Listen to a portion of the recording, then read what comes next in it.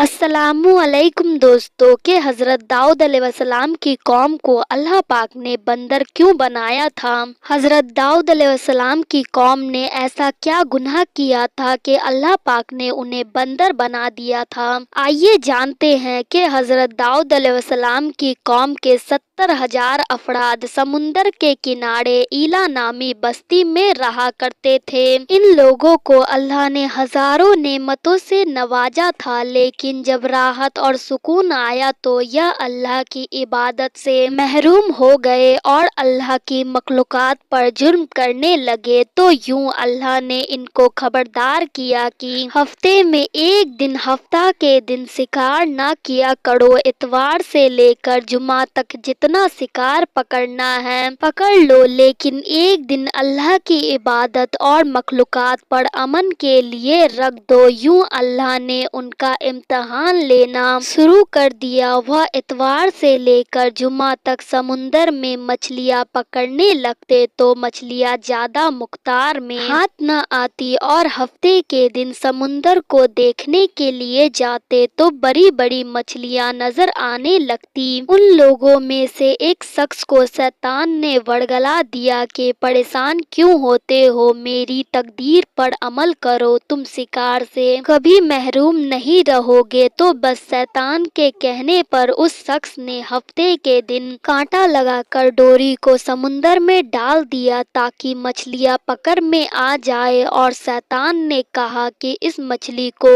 تم اتوار کے دن نکالنا اور تمہارا ہفتے کی اور حرمت بھی باقی رہ جائے گی اور تمہارا شکار بھی ہو جائے گا۔ شیطان کے بتائے ہی ترکیب پر ہفتے کے دن مچھلی پھنسی رہی اور وہ اتوار کے دن نکالتا اور خوشی سے کھاتا۔ جب آس پاس کے لوگوں نے پوچھا تو ان کو بھی یہ ترکیب بتانے لگا، اور یوں اس قوم کے کچھ لوگ ہفتے کے دن مچھلی پکڑنے کے لیے جال پھینکتے اور اتوار کے دن نکالتے، اور کچھ لوگ تو سمندر میں سے نالیاں بنا دیے، چھوٹے چھوٹے تالاب بنا دیے، چھوٹے گڈھے بنا دیے تاکہ ہفتے کے دن جیسے ہی مچھلیاں یہاں سے گزرے تو تالاب میں پھنس جائے اور ہم اتوار کو ان مچھلیوں کو نکال کر پکائیں۔ اس گاؤں میں کچھ اللہ کے خاص بندے بھی موجود تھے جو ان سے کہنے لگے کہ لوگوں کو اللہ نے ہفتے کے دن شکار کرنے سے منع فرمایا ہے، یہ جو تم جال پھینکتے ہو یا چھوٹے چھوٹے تالاب بناتے ہو، ان میں ہفتے کے دن اگر مچھلیاں پھنستی ہے تو یہ شکار ہفتے کے دن کا ہوگا۔ اللہ کے عذاب سے ڈرا کرو، اللہ کی نافرمانی نہ کرو۔ وہ لوگ ان لوگوں کا مذاق اڑانے لگے کہ ہماری جو مرضی ہوگی ہم وہ کریں گے۔ اب ان بستی میں 3 گروہ بن گئے۔ ایک ان 70,000 میں وہ لوگ تھے جو نافرمان لوگوں کی بار بار اصلاح کرتے، دوسرے وہ جو لوگوں سے نفرت کیا کرتے تھے اور خاموشی اختیار کیا کرتے تھے، اور تیسرے وہ جو گمراہ ہو کر اللہ کی نافرمانی کر رہے تھے۔ تو یہ نیک بندوں نے اس بستی کے بیچ سے دیوار کو کھڑا کر دیا اور یہ سب لوگوں سے کہنے لگے کہ اللہ کی نافرمانی کرنے والے اس طرف ہو جائیں اور جو اللہ کی فرما برداری کرتے ہیں وہ اس طرف رہیں گے۔ وہ لوگ نیک بندے تھے، وہ لوگوں سے بار بار کہتے تھے،